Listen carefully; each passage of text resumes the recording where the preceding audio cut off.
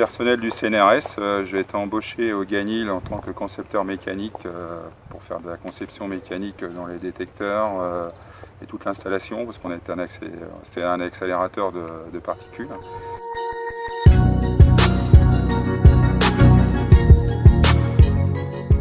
J'ai un hobby, c'est la sculpture. Donc je suis venu à la sculpture, on va dire, par hasard, en faisant une promenade un dimanche. Je suis allé dans un atelier d'un sculpteur de mon village. En voyant ce qu'il faisait, j'ai décidé de m'y mettre et j'ai commencé par des petites choses pour arriver à ce genre de sculpture. Dans le cadre du 50e anniversaire du pôle Langevin, il y a une demande qui a été faite de faire une sculpture à 4 mains, donc avec un sculpteur local qui s'appelle Serge Couvert qui travaille le bois et moi qui travaille la pierre.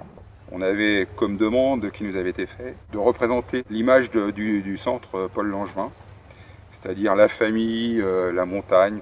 C'est pour ça qu'on a fait cette sculpture où c'est une famille, la mère, le père avec l'enfant dans les bras, et l'enfant qui montre le sommet qui est en face de nous, et tout le monde regarde la direction du bras de l'enfant.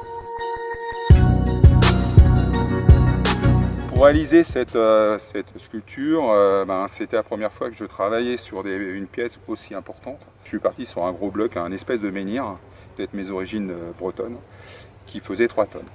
Donc toute la partie plus brune, plus lisse, ça a été réalisé avec différents disques abrasifs pour obtenir un aspect brillant et lisse.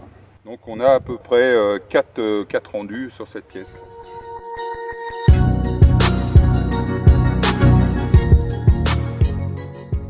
Pour moi, ce projet-là, c'est tout d'abord une rencontre humaine avec Serge Couvert, que j'apprécie fortement. J'ai découvert cette personne, son travail, il a fait du travail aussi sur le chemin pour aller au monolithe d'Ossois. Là, il y a 15 sculptures magnifiques à aller voir. Mais aussi tout le personnel du centre Paul Langevin qui m'a accueilli, m'a permis, quand j'ai rencontré des galères avec le matériel, de me prêter du matériel pour suppléer à celui qui était défaillant. Je tiens encore à les remercier parce que sans eux, ça aurait été une galère à réaliser tout ça.